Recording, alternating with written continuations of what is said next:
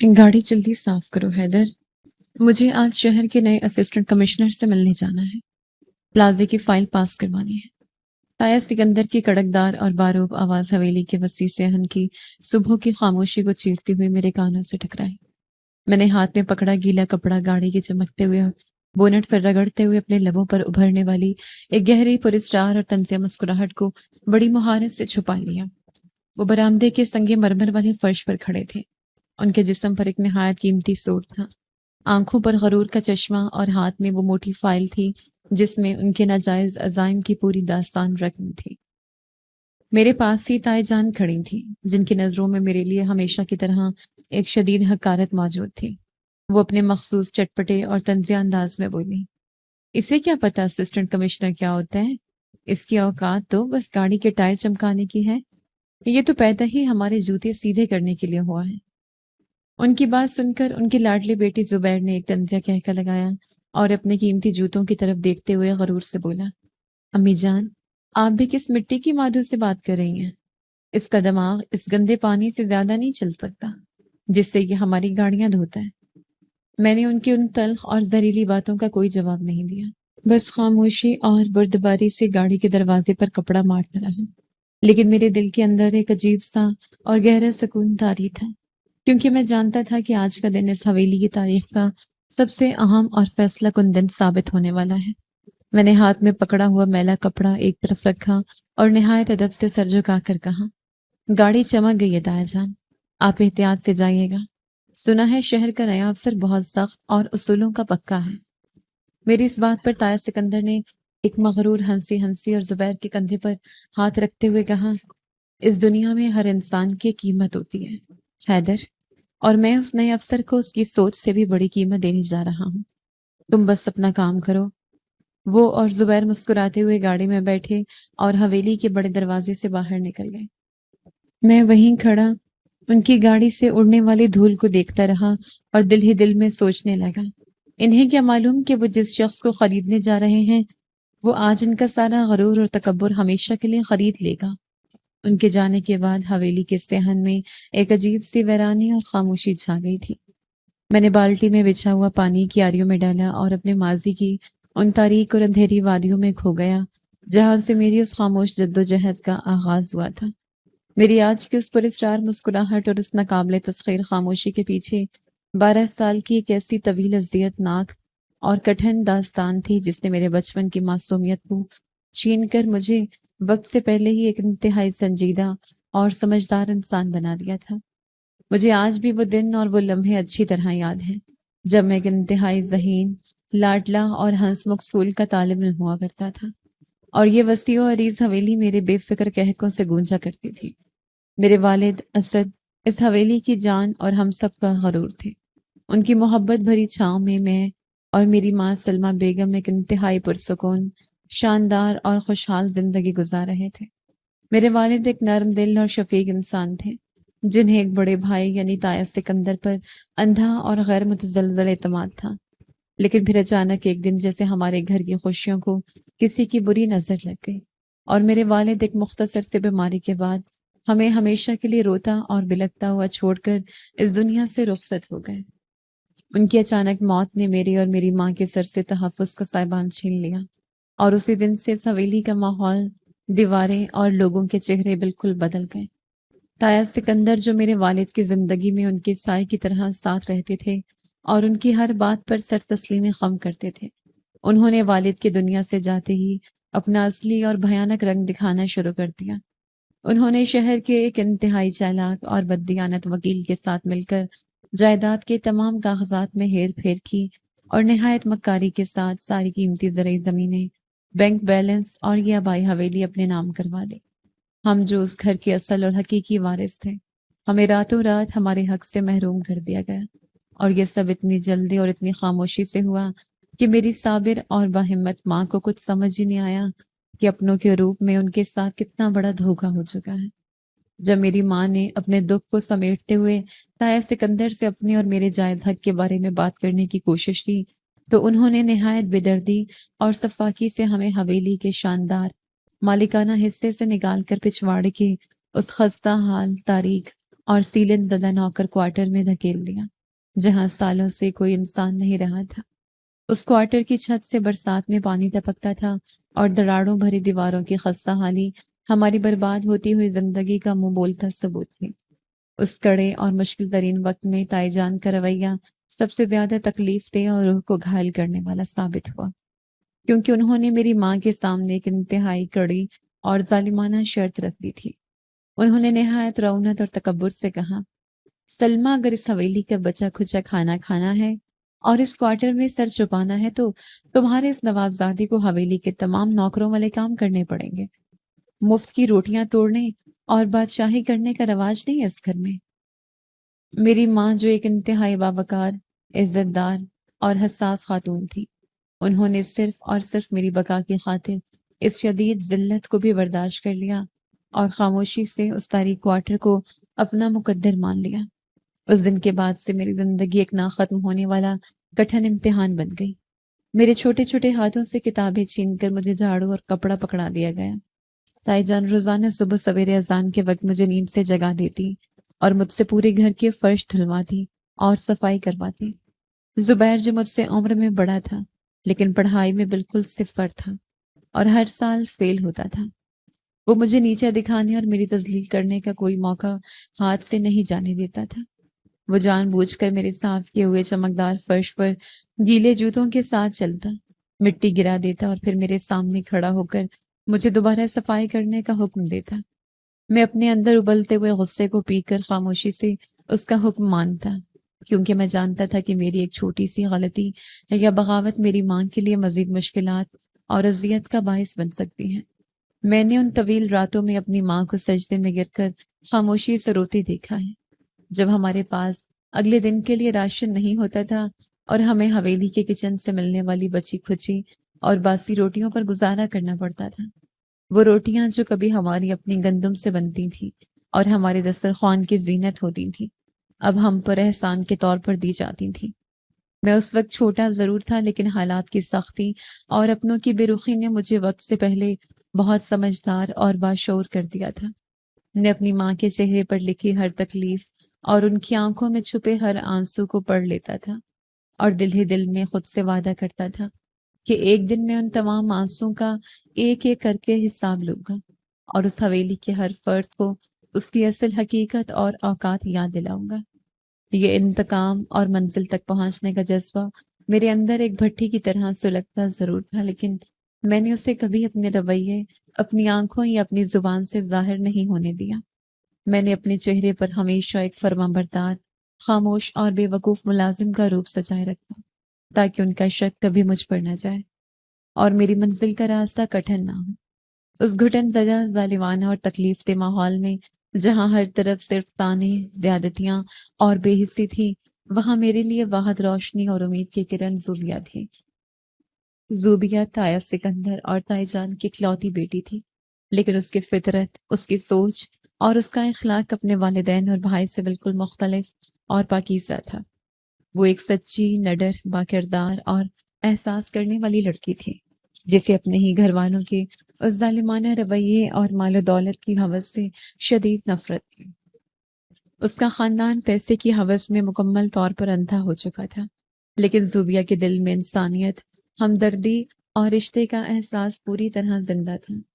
وہ اکثر مجھے حویلی کے سخت کام کرتے، سردی میں کامتے یا گرمی میں پسینے سے شرابور دیکھ کر شدید اداس ہو جاتی، اور کئی بار اس نے انتہائی دلیری کے ساتھ اپنے والدین سے میرے اور میری ماں کے حق میں بات کرنے کی کوشش بھی کی، لیکن اسے ہمیشہ ڈانٹ کر اور کمرے میں بند کرنے کی دھمکی دے کر خاموش کروا دیا جاتا تھا۔ جب تائی جان کبھی غصے میں آ کر میری ماں کو کھانا نہ دیتی اور ہمیں بھوکا سونے پر مجبور کرتی، تو زوبیہ اپنی پرواہ کیے بغیر رات کے اندھیرے میں اپنا کھانا چھپا کر ہمارے کوارٹر میں دے کر آتی۔ مجھے آج بھی یاد ہے، وہ سردیوں کی ایک انتہائی ٹھٹھرتی ہوئی تاریک رات تھی جب تائی جان نے کسی معمولی سی بات پر ناراض ہو کر ہمارا کھانا بند کر دیا تھا۔ میں اور میری ماں کوارٹر کی ایک ٹوٹی ہوئی چارپائی پر بھوکے بیٹھے تھے۔ سردی کی شدت سے ہمارے دانت بج رہے تھے کہ اچانک کوارٹر کے خستہ حال دروازے پر ہلکی سی دستک ہوئی۔ میں نے احتیاط سے دروازہ کھولا تو سامنے زوبیہ کھڑی تھی۔ اس نے سردی سے بچنے کے لیے ایک موٹی شال اوڑھ رکھی تھی اور اس کے کامتے ہوئے ہاتھوں میں گرم کھانے سے بھری ہوئی ایک ٹرے تھی۔ اس کی شفاف آنکھوں میں آنسو تیر رہے تھے اور وہ بھرائی ہوئی آواز میں بولی، حیدر، مجھے معاف کر دینا، میرے والدین بہت غلط کر رہے ہیں۔ میں جانتی ہوں یہ سب تمہارا حق ہے جو انہوں نے چھین لیا ہے، لیکن تم ہمت مت ہارنا، تم پڑھائی پر دھیان دو، میں ہمیشہ تمہارے اور تائی امی کے ساتھ ہوں۔ میں نے خاموشی سے وہ ٹرے اس کے ہاتھوں سے لی اور ایک پرسکون لہجے میں جواب دیا، زوبیہ، تم کیوں رو رہی ہو؟ تم نے تو اپنا فرض نبھا دیا ہے، اور تم فکر مت کرو، یہ اندھیرا زیادہ دیر نہیں رہے گا، ایک دن یہ سب بدل جائے گا۔ اس کی یہ چھوٹی سی ہمدردی اور اس کے بولے گئے یہ چند الفاظ میرے لیے کسی مرہم سے کم نہیں ہوتے تھے، اور مجھے اس تاریک اور سیلن زدہ کوارٹر میں بھی زندگی اور روشنی کی امید نظر آنے لگتی تھی۔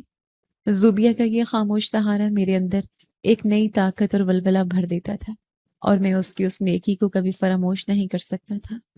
وہ اس پوری حویلی کی واحد فرد تھی جس نے اس مشکل اور کٹھن وقت میں ہمارا احساس کیا اور اپنے ہی گھر والوں کے ظلم کے خلاف خاموشی سے بغاوت کر کے میرا ساتھ دیا۔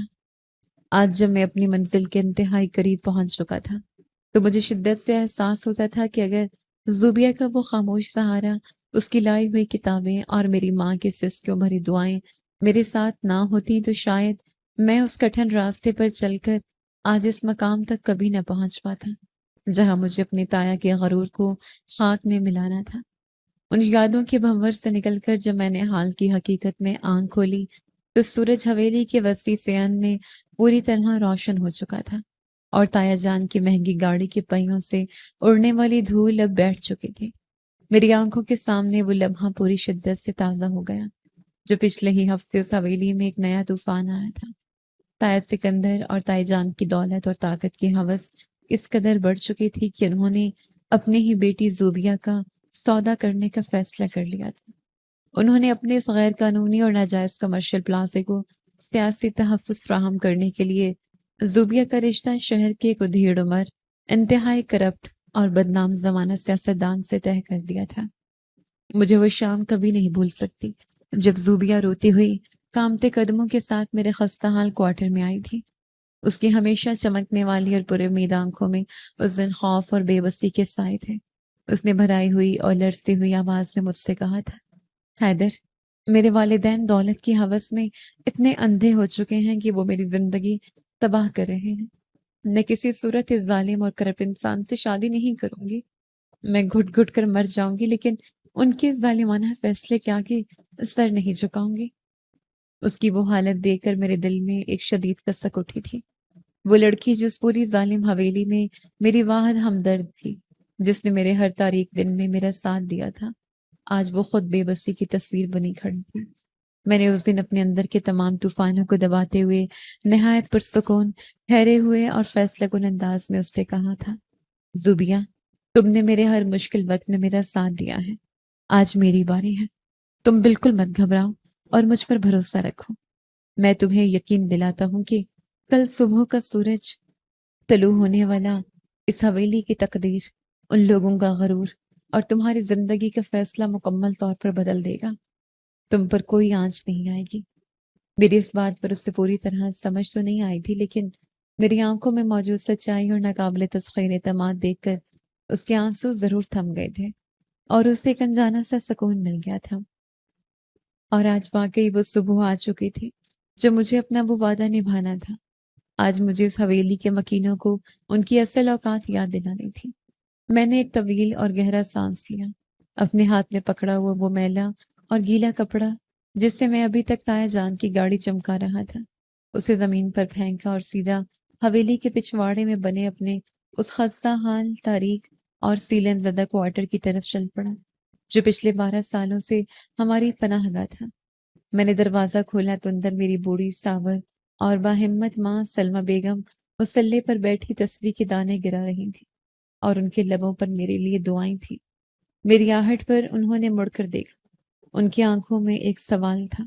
میں نے ان کی طرف دیکھ کر ایک پرسکون اور طمانینت بھری مسکراہٹ کے ساتھ کہا، ماں جی، وہ لوگ اپنے انجام کی طرف روانہ ہو چکے ہیں اور اب میرے جانے کا وقت آ گیا ہے۔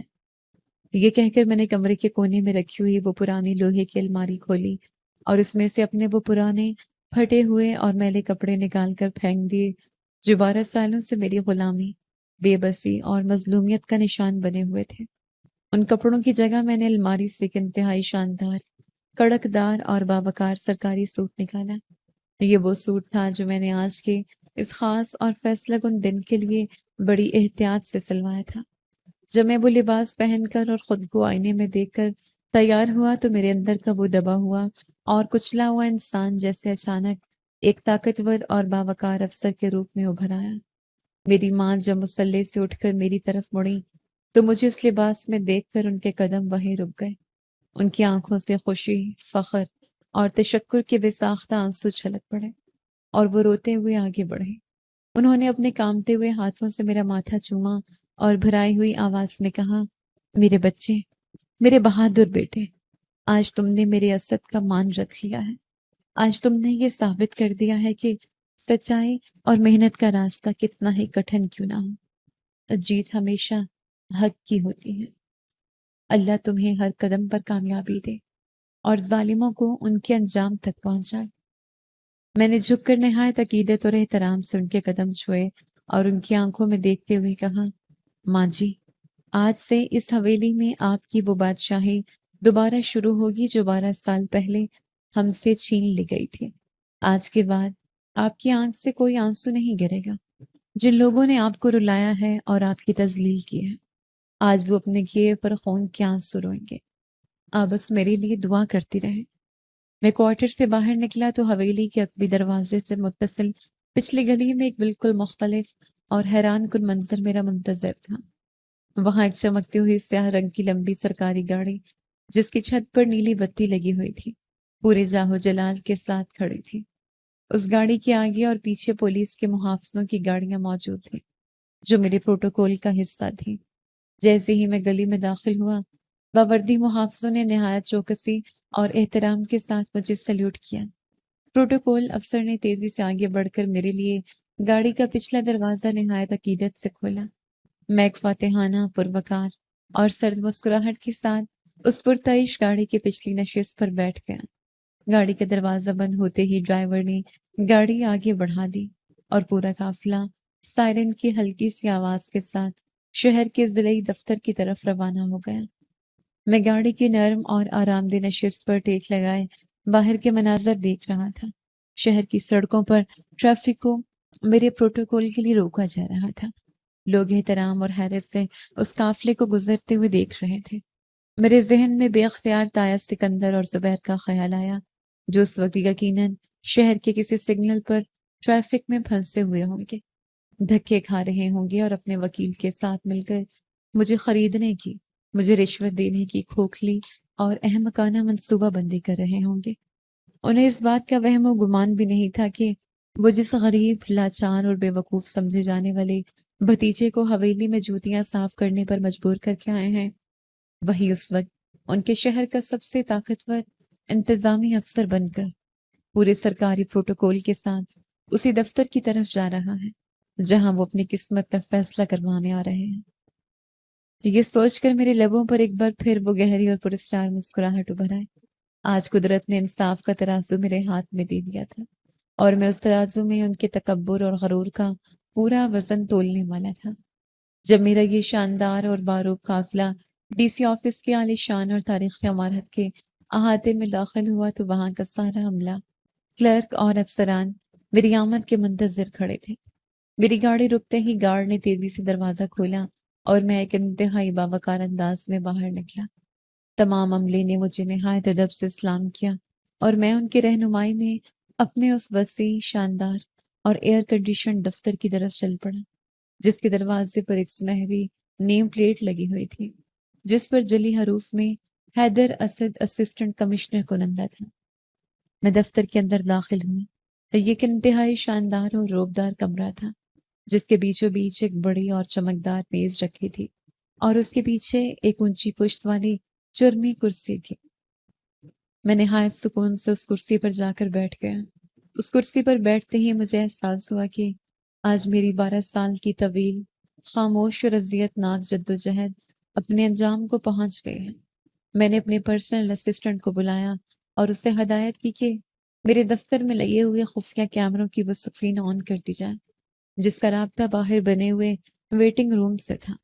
اسسٹنٹ نے فوراً حکم کی تعمیل کی اور میرے سامنے دیوار پر لگی ایک بڑی اسکرین پر ویٹنگ روم کا منظر لائیو چلنا شروع ہو گیا۔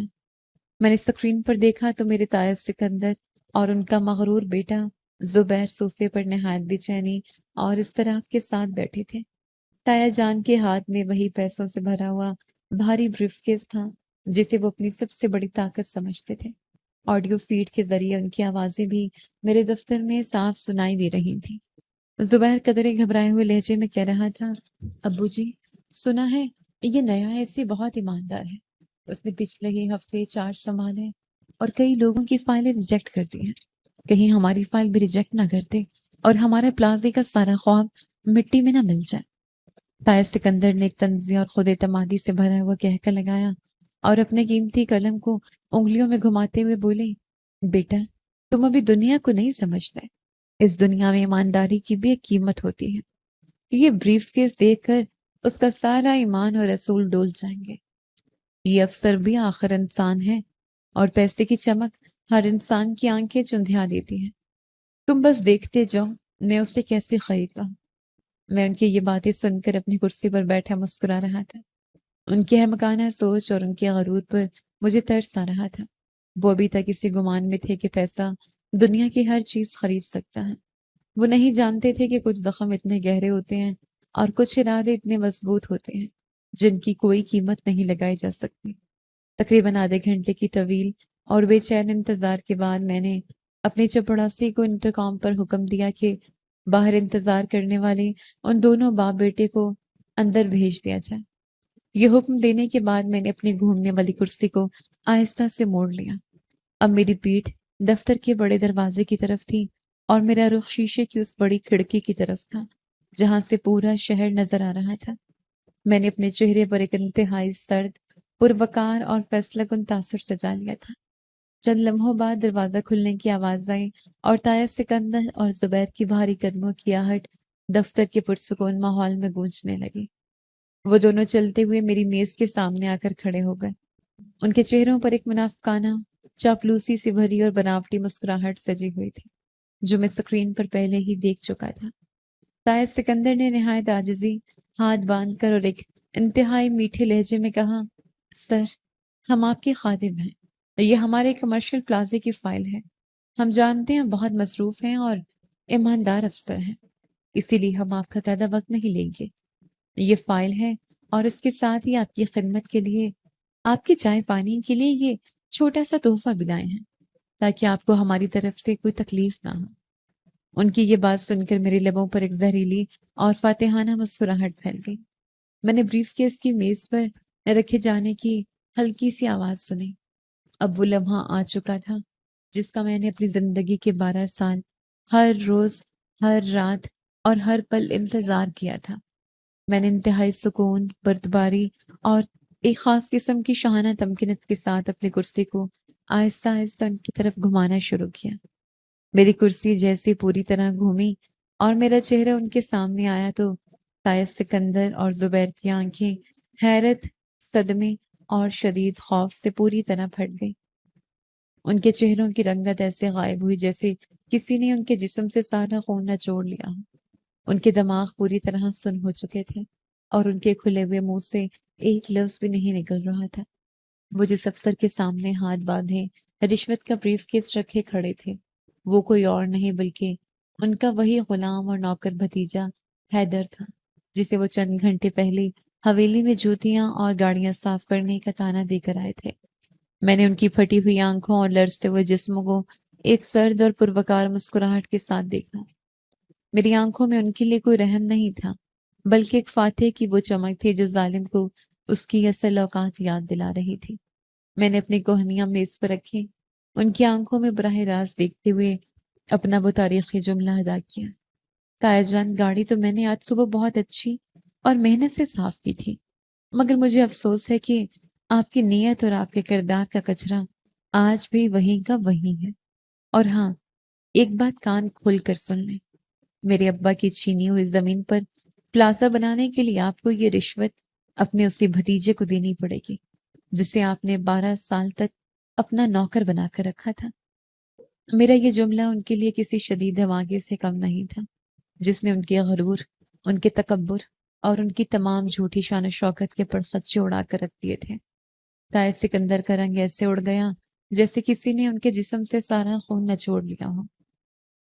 زبیر کا منہ کھلے کا کھلا رہ گیا تھا اور وہ بے یقینی سے کبھی مجھے اور کبھی اس عالی شان دفتر کی دیواروں کو دیکھ رہا تھا۔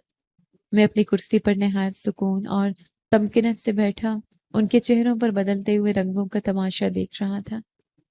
تائے سکندر نے اپنے خشک ہوتے ہوئے ہونٹوں پر زبان پھیری اور ایک کامتی لرزتی ہوئی آواز میں بولے، حیدر بیٹا، یہ تم کیا مذاق کر رہے ہو؟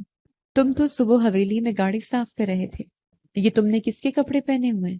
اور تم اس کرسی پر کیسے بیٹھ گئے؟ اٹھو یہاں سے، اگر اصلی افسر آ گیا تو ہم سب کو جیل میں ڈال دے گا۔ ان کی یہ بات سن کر میں نے ایک ہلکا سا کہکہ لگایا اور اپنی میز پر رکھی ہوئی سنہری نیم پلیٹ ان کی طرف کھسکا دی، جس پر میرا نام واضح حروف میں لکھا ہوا تھا۔ میں نے نہایت ٹھہرے ہوئے اور قدرتی لہجے میں کہا، تایا جان، یہ کوئی ڈرامہ یا مذاق نہیں ہے، بلکہ یہ وہ حقیقت ہے جس سے آپ 12 سال تک آنکھیں چراتے رہے۔ میں ہی اس شہر کا نیا اسسٹنٹ کمشنر ہوں، اور جس کرسی پر میں بیٹھا ہوں یہ میری اپنی محنت اور قابلیت کی کرسی ہے۔ زبیر جب تک سکتے کے عالم میں تھا، اچانک غصے سے آگے بڑھا اور میز پر ہاتھ مار کر چلایا، بکواس بند کرو حیدر، تم ایک نوکر ہو اور نوکر ہی رہو گے۔ تم نے ضرور کوئی دھوکہ کیا ہے۔ تم ڈی سی آفس کے چپڑاسیوں سے مل کر ہمیں بے وقوف بنا رہے ہو۔ ابو، آپ اس کی باتوں میں نہ آئیں، یہ جھوٹ بول رہا ہے۔ میں نے زبیر کی سہم کانہ بات پر کوئی غصہ نہیں کیا، بلکہ اپنے انٹرکام کا بٹن دبایا اور باہر بیٹھے ہوئے اپنے پرسنل اسسٹنٹ کو آواز دی، طارق ذرا اندر آنا۔ چند ہی سیکنڈز میں دفتر کا دروازہ کھلا اور میرا اسسٹنٹ ایک فائل لیے نہایت ادب سے اندر داخل ہوا۔ اس نے مجھے سیلیوٹ کیا اور بولا، جی سر، آپ نے بلایا؟ کیا میں ان صاحب کی فائل پر دستخط کے لیے پین نکال دوں؟ میں نے ہاتھ کے اشارے سے طارق کو روکا اور کہا، نہیں طارق، ابھی یہ فائل منظوری کے قابل نہیں ہے، تم جا سکتے ہو۔ طارق اس طرح مجھے سر کہنے اور سیلیوٹ کرنے پر تائے سکندر کا آخری شک بھی دور ہو گیا اور ان پر سچائی پوری طرح آشکار ہو گئی۔ جیسے دروازہ بند ہوا، تائے سکندر کے چہرے پر ایک عجیب سی گھبراہٹ اور بے بسی چھا گئی۔ ان کا وہ سارا غرور، تکبر اور رونت جو وہ صبح حویلی سے ساتھ لائے تھے، وہ کہیں غائب ہو چکا تھا۔ انہوں نے ایک دم اپنا لہجہ بدلا اور نہایت منافقانہ عاجزی کے ساتھ بولے، حیدر، میرے بچے، میرے بھتیجے، مجھے تو معلوم ہی نہیں تھا کہ تم اتنے قابل ہو گئے ہو۔ مجھے تم پر بہت فخر ہے بیٹا کہ تم نے ہمارے خاندان کا نام روشن کر دیا۔ اب تو یہ پلازے کا کام ہمارے گھر کا ہی کام ہو گیا ہے نا؟ تم ایسا کرو، یہ فائل سائن کر دو، اور یہ جو بریف کیس میں لایا ہوں یہ تم اپنے پاس رکھ لو، آخر تم نے بھی تو اپنا گھر بنانا ہے۔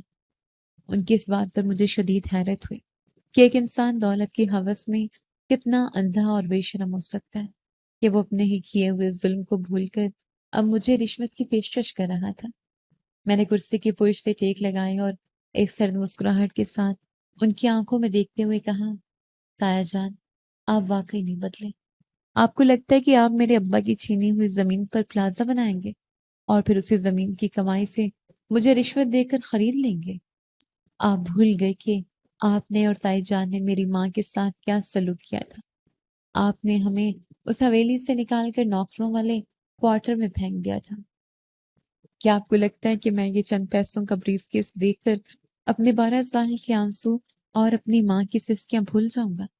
تائے سکندر کے ماتھے پر پسینہ آ گیا اور وہ ہکلاتے ہوئے بولے، دیکھو حیدر، جو ہوا سو ہوا، وہ ماضی تھا۔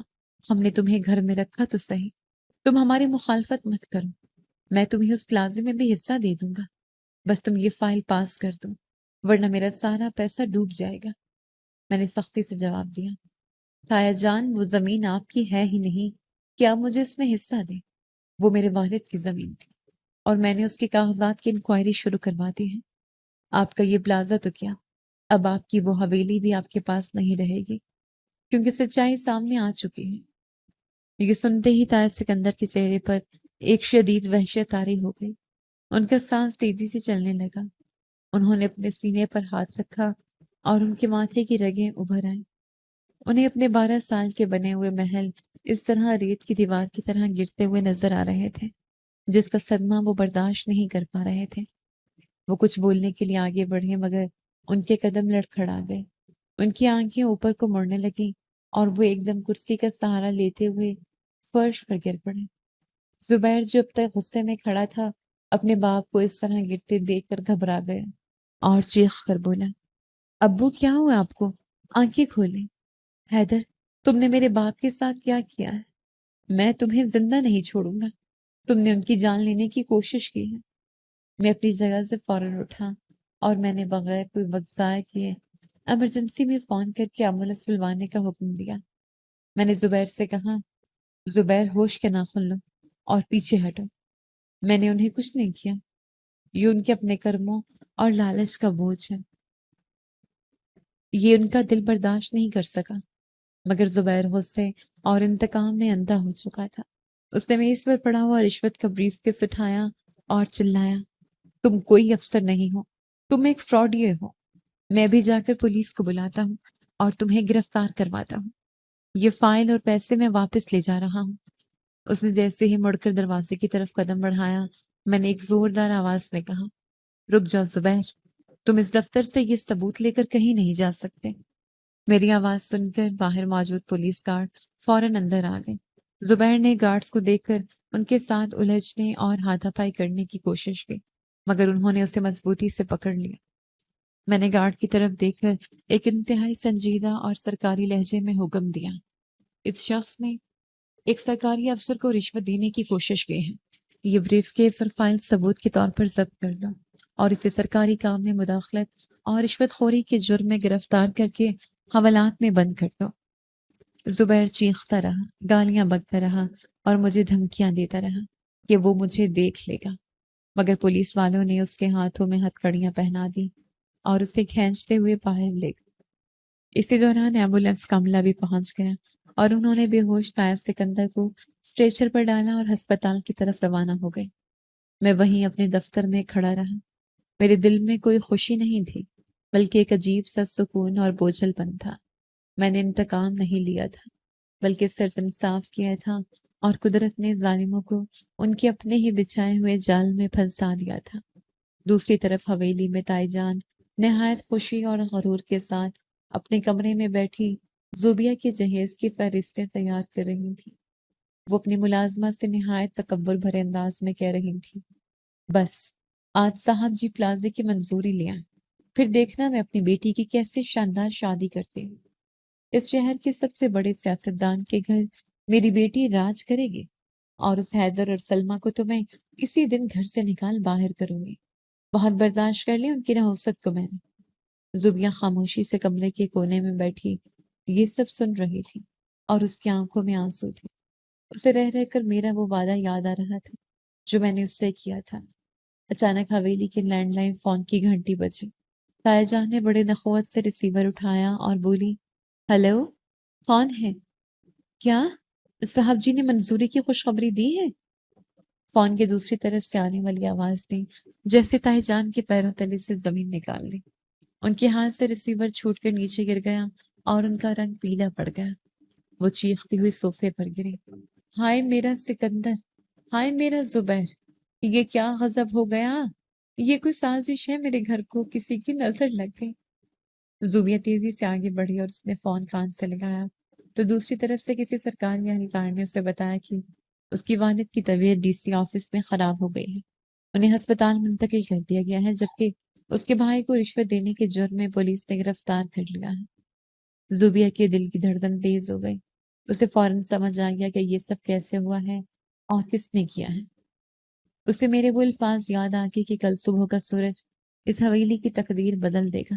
اس نے جلدی سے ڈرائیور کو آواز دی اور تائی جان کو سہارا دے کر گاڑی میں بٹھایا، اور وہ دونوں روتی گھبراتی ہوئی سیدھا شہر کے بڑے ہسپتال کی طرف روانہ ہو گئی۔ راستے بھر تائی جان بین کرتی رہی، کبھی اپنے شوہر کی حالت پر روتی اور کبھی اپنے بیٹے کی گرفتاری پر سینہ پیٹتی۔ ان کا وہ سارا غرور اور تکبر جو چند گھنٹے پہلے آسمان سے باتیں کر رہا تھا اب خاک میں مل چکا تھا، اور انہیں سمجھ نہیں آ رہا تھا کہ اتنی بڑی مصیبت ان پر اچانک کیسے ٹوٹ پڑی۔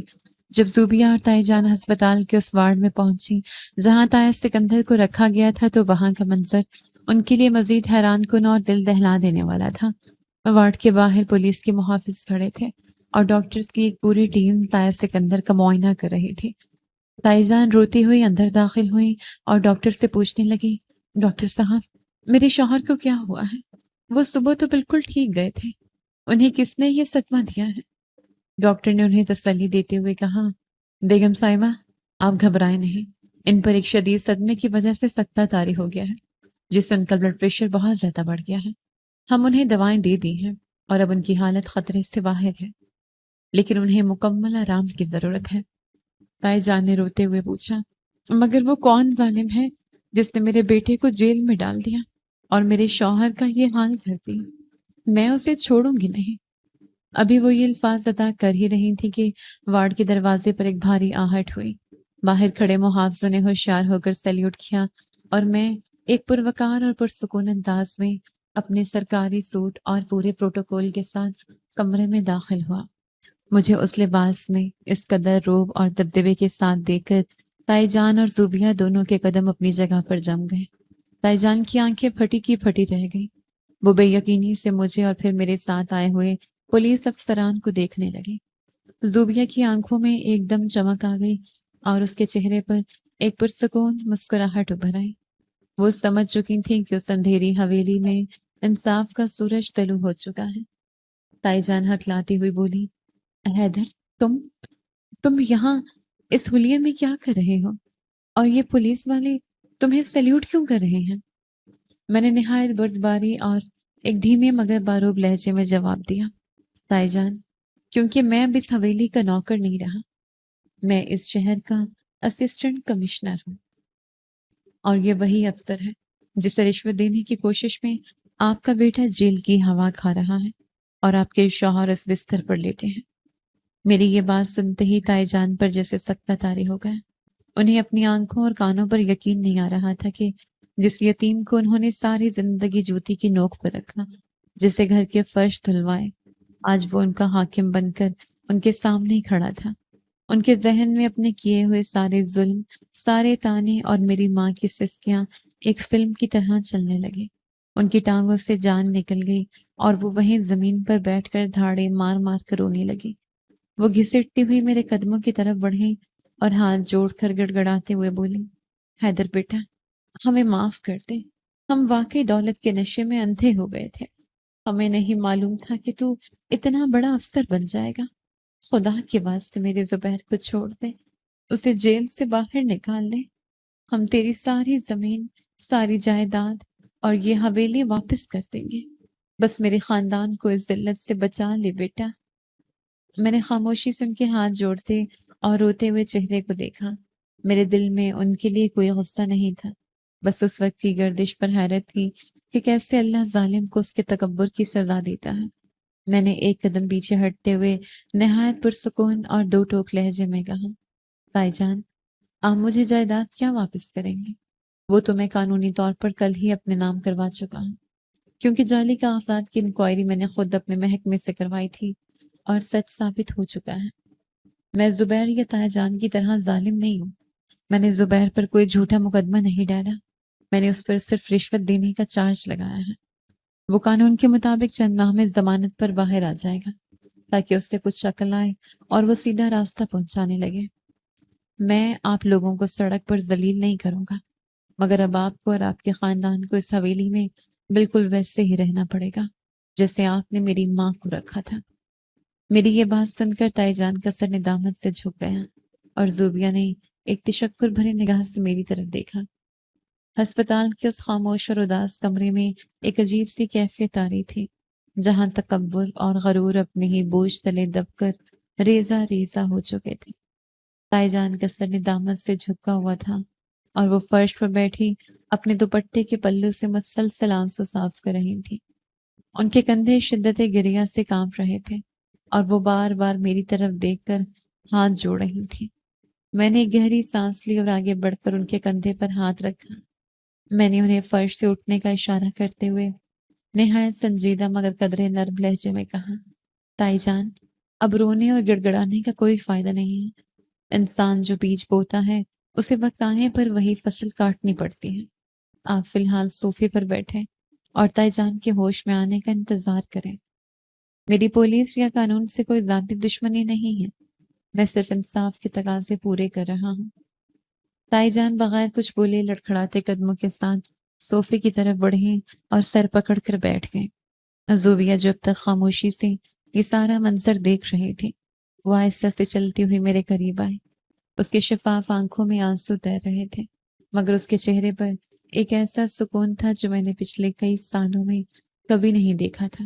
اس نے میری طرف دیکھتے ہوئے ایک دھیمی اور رندھی ہوئی آواز میں کہا، حیدر، تم نے واقعی اپنا وعدہ سچ کر دکھایا۔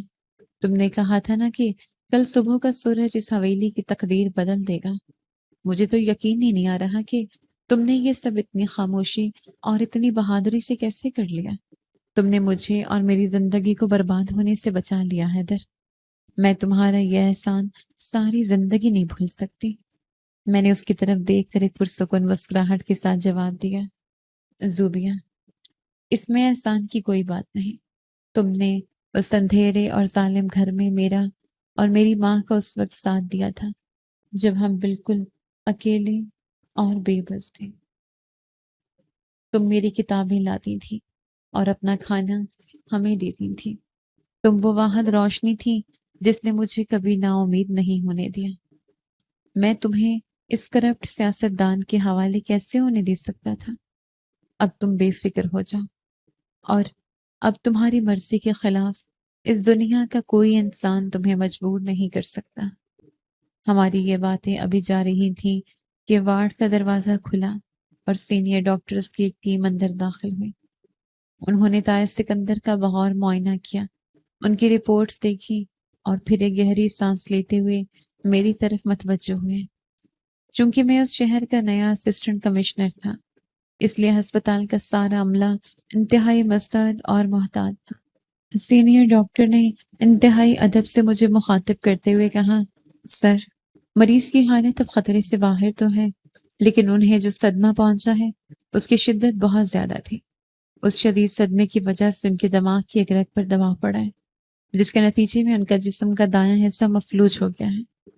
ڈاکٹر کی یہ بات سنتے ہی کمرے میں موجود تائی جان کے منہ سے ایک ہلکی سی چیخ نکلی اور انہوں نے اپنا منہ دونوں ہاتھوں سے چھپا لیا۔ ڈاکٹر نے اپنی بات جاری رکھتے ہوئے کہا، سر، ہم اپنی پوری کوشش کر رہے ہیں اور انہیں ادویات بھی دے دی گئی ہیں۔ کچھ ہی دیر میں انہیں ہوش آ جائے گا، لیکن انہیں اب مستقل سہارے اور فزیو تھراپی کی ضرورت رہے گی۔ وہ پہلے کی طرح چل پھر نہیں سکیں گے۔ میں نے ڈاکٹر کا شکریہ ادا کیا اور انہیں اپنا کام جاری رکھنے کی ہدایت کی۔ یہ خبر میرے بھی کسی حد تک چونکا دینے والی تھی۔ طاہر سکندر جو آج صبح تک اپنی طاقت، پیسے اور اثر و رسوخ کے نشے میں اتنے اندھے تھے کہ زمین پر سیدھے منہ بات تک نہیں کرتے تھے، آج قدرت نے انہیں اس بستر پر بے بس اور لاچار کر دیا تھا کہ وہ اب کسی کے سہارے کے بغیر کروٹ بھی نہیں بدل سکتے تھے۔ میں طاہر سکندر کے بستر کے قریب گیا اور ان کے زرد اور بے جان چہرے کو دیکھنے لگا۔ ان کے چہرے پر اب وہ رونق نہیں تھی، بلکہ ایک عجیب سی تھکاوٹ اور بے بسی چھائی ہوئی تھی۔ قدرت کا نظام بھی کتنا حیران کن ہے۔ جو ہاتھ آج صبح مجھے رشوت کا بریف کیس تھما کر میرا ضمیر خریدنا چاہتے تھے، وہ ہاتھ اب حرکت کرنے سے بھی قاصر تھے۔ زوبیہ بھی اپنے باپ کی یہ حالت دیکھ کر رو رہی تھی، مگر وہ جانتی تھی کہ یہ کسی انسان کا کیا دھرا نہیں ہے، بلکہ ان کے اپنے اعمال کی سزا ہے جو انہیں اسی دنیا میں مل رہی ہے۔ کچھ دیر گزرنے کے بعد طاہر سکندر کی آنکھوں کی پلکیں ہلی اور انہوں نے نہایت تکلیف اور سستی کے ساتھ اپنی آنکھیں کھولی۔ ہوش میں آتے ہی ان کی نظر سب سے پہلے چھت پر پڑی اور پھر آہستہ آہستہ گھومتی ہوئی میرے چہرے پر آ کر رک گئی۔ مجھے اپنے سامنے اس شاندار سرکاری لباس میں کھڑا دیکھ کر ان کی آنکھوں میں خوف اور شرمندگی کے ملے جلے تاثرات ابھر آئے۔ انہوں نے کچھ بولنے کے لیے اپنے خشک ہونٹ ہلائے مگر ان کے منہ سے واضح آواز نہیں نکل رہی تھی۔ انہوں نے اپنے دائیں ہاتھ کو حرکت دینے کی کوشش کی لیکن جب انہیں احساس ہوا کہ ان کا جسم ان کا ساتھ نہیں دے رہا تو ان کی آنکھوں سے بے بسی کے آنسو بہہ نکلے۔ میں نے آگے بڑھ کر تھرماس سے گلاس میں پانی نکالا اور ان کے لبوں سے لگا دیا۔ پانی کا ایک گھونٹ پینے کے بعد ان کی آواز کچھ بحال ہوئی اور وہ ایک انتہائی ٹوٹی ہوئی لرزتی اور کمزور آواز میں بولے، حیدر مجھے معاف کر دے میرے بچے، میں واقعی اندھا ہو گیا تھا، مجھے لالچ نے تباہ کر دیا، میں نے تیرے باپ کی نشانیوں کو رلایا اور آج اللہ نے مجھے اس حال تک پہنچا دیا ہے کہ میں اپنا ہاتھ بھی نہیں اٹھا سکتا۔ تو نے سچ کہا تھا حیدر، یہ میری نیت کا کچرا تھا جس نے مجھے آج اس بستر پر گرا دیا ہے۔ خدا کے لیے مجھ پر رحم کر اور میرے بیٹے زبیر کو بچا لے۔ میں تیرا گناہگار ہوں حیدر، میں تیرا گناہگار ہوں۔ ان کے روتے ہوئے چہرے اور معافیا مانگتے ہوئے وجود کو دیکھ کر میرے اندر کی وہ ساری تلخی جو 12 سالوں سے جمع تھی وہ جیسے پانی بن کر بہہ گئی۔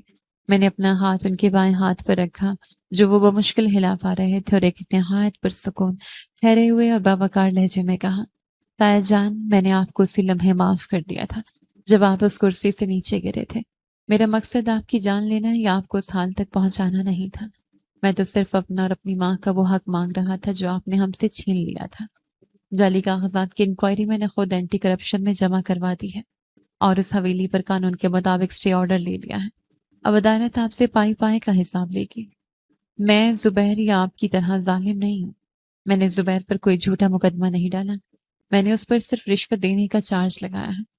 وہ قانون کے مطابق چند ماہ میں ضمانت پر باہر آ جائے گا تاکہ اس سے کچھ عقل آئے اور وہ سیدھا راستہ پہچانے۔ میں آپ لوگوں کو سڑک پر ذلیل نہیں کروں گا مگر اب آپ کو اور آپ کے خاندان کو اس حویلی میں بالکل ویسے ہی رہنا پڑے گا جیسے آپ نے میری ماں کو رکھا تھا۔ یہ سن کر تایا سکندر اور صوفے پر بیٹھی تایا جان کے چہروں پر ایک ناقابل یقین حیرت ابھر آئی۔ انہیں توقع نہیں تھی کہ جس شخص کو انہوں نے اتنی اذیت دی ہو وہ اتنی جلدی اور اتنے کھلے دل سے انہیں معاف کر دے گا اور قانون کے دائرے میں رہتے ہوئے بات کرے گا۔ تایا سکندر نے روتے ہوئے میرے ہاتھ کو چومنے کی کوشش کی مگر میں نے اپنے ہاتھ پیچھے کر لیا۔ میں نے گہری سانس لی اور زوبیہ کی طرف دیکھا جو سر جھکائے کھڑی تھی۔ پھر میں نے دوبارہ تایا سکندر کو مخاطب کیا اور ایک انتہائی سنجیدہ لہجے میں کہا، تایا جان میں نے آپ کو معاف ضرور کیا ہے مگر آج میں آپ سے ایک چیز مانگنے آیا ہوں اور مجھے امید ہے کہ آپ مجھے خالی ہاتھ نہیں لوٹائیں گے۔ زوبیہ اس اندھیرے اور ظالم گھر میں وہ واحد روشنی تھی جس نے میرا اور میری ماں کا اس وقت ساتھ دیا جب ہمیں کوئی پوچھنے والا نہیں تھا۔ اس نے اپنے حصے کا کھانا ہمیں کھلایا اور مجھے پڑھنے کا حوصلہ دیا۔ آج میں آپ سے زوبیہ کا ہاتھ مانگتا ہوں۔ میں اسے اپنی زندگی کا ساتھی بنانا چاہتا ہوں تاکہ وہ جس عزت اور محبت کی حقدار ہے میں اسے دے سکوں۔ میری یہ بات سن کر وارڈ میں ایک دم خاموشی چھا گئی۔ زوبیہ نے بے ساخت اپنا سر اٹھا کر میری طرف دیکھا۔ اس کی آنکھوں میں حیرت، خوشی اور شرم کے ملے جلے جذبات تھے اور اس کے گال شرم سے سرخ ہو گئے۔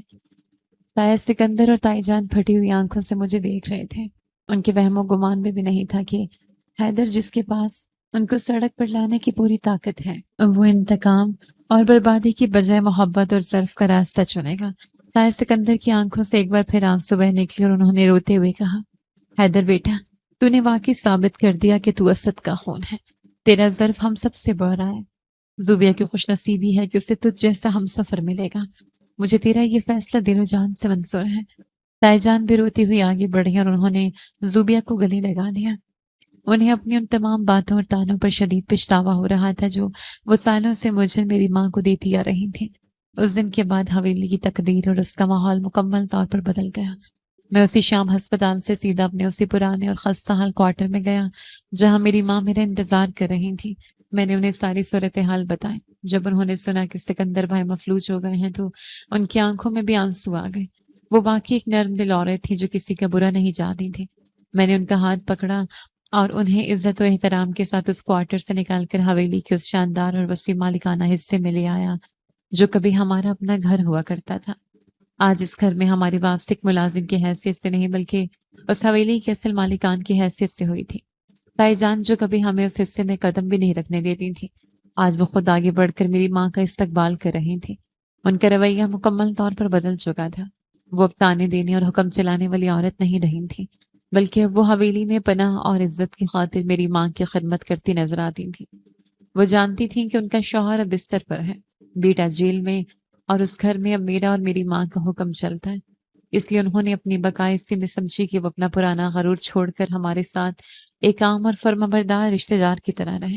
میری ماں نے بھی اپنے بڑے پن کا ثبوت دیتے انہیں کبھی ماضی کا تانا نہیں دیا اور انہیں گھر کے ایک فرد کی طرح ہی عزت دی۔ چند ہفتوں بعد حویلی میں ایک انتہائی پروقار اور شاندار تقریب کا انعقاد کیا گیا۔ یہ میری اور زوبیہ کی شادی کی تقریب تھی۔ زوبیہ سرخ روسی جوڑے میں بالکل کسی شہزادی کی طرح لگ رہی تھی۔ اس کے چہرے پر وہی پرانی سچائی اور سکون کی چمک تھی، لیکن آج اس میں ایک نئی رشتے کی خوشی بھی شامل تھی۔ طاہر سکندر کو ویل چیئر پر بٹھا کے تقریب میں لایا گیا تھا۔ ان کی آنکھوں میں آنسو تھے، مگر یہ خوشی اور تشکر کے آنسو تھے۔ جب میں اور زوبیہ نے کہا کہ بعد مجھ سے دعائیں لینے گئے تو انہوں نے روتے ہوئے میرے سر پر ہاتھ رکھا اور زوبیہ سے کہا کہ بیٹی، تو نے ہم سب کو بچا لیا۔ تیرے نصیب نے آج ہمارے گناہوں پر پردہ ڈال دیا ہے۔ حویلی کا وہ صحن جہاں میں کبھی پرانے کپڑوں میں گاڑیاں صاف کرتا تھا اور زبیر کے تانے سنتا تھا، آج اسی صحن میں میرے ماتحت افسران اور شہر کے معززین میری شادی میں شرکت کے لیے موجود تھے، اور میں کامیاب انسان کے طور پر ان سب کی مبارکبادیں وصول کر رہا تھا۔ میری ماں کا چہرہ خوشی سے تمتما رہا تھا اور وہ بار بار آسمان کی طرف دیکھ کر اللہ کا شکر ادا کر رہی تھی۔ کچھ ماہ بعد بھی زبیر اپنی سزا پوری کر کے اور ضمانت پر جیل سے باہر آ گیا۔ جیل کے ان چند مہینوں کی زندگی اور مشقت نے اس کا سارا غرور، تکبر اور رونق خاک میں ملا دی تھی۔ وہ بگڑا اور نالائق نوجوان نہیں رہا تھا جو بات بات پر لوگوں کو تذلیل کرتا تھا۔ جب وہ گھر واپس آئے تو اس کی نظریں جھکی ہوئی تھیں۔ اس نے میری اور میری ماں کے پاؤں پڑ کر معافی مانگی۔ میں نے اسے معاف کر دیا، مگر اس کے دل میں اب میرا ایک ایسا روب اور خوف بیٹھ چکا تھا کہ وہ میرے سامنے اونچی آواز میں بات کرنے کی بھی جرات نہیں کرتا تھا۔ اس نے اپنی آوارہ گردی چھوڑ دی تھی اور چپ چاپ گھر کے کاموں اور اپنے والد کی دیکھ بھال میں لگ گئے۔ زندگی اپنے بہترین اور پرسکون راستے پر چل پڑی تھی۔ حویلی میں اب کوئی گھٹن، کوئی تانا یا کوئی ظلم نہیں تھا۔ میں نے اپنی محنت، قلم اور صبر کی طاقت سے وہ سب کچھ حاصل کر لیا تھا جو مجھ سے چھینا گیا تھا۔ یہ کہانی جو ایک یتیم بچے کی بے بسی سے شروع ہوئی تھی، آج وہ ایک انتہائی طاقتور اور رلا دینے والے اور سبق آموز انجام کو پہنچ چکی تھی۔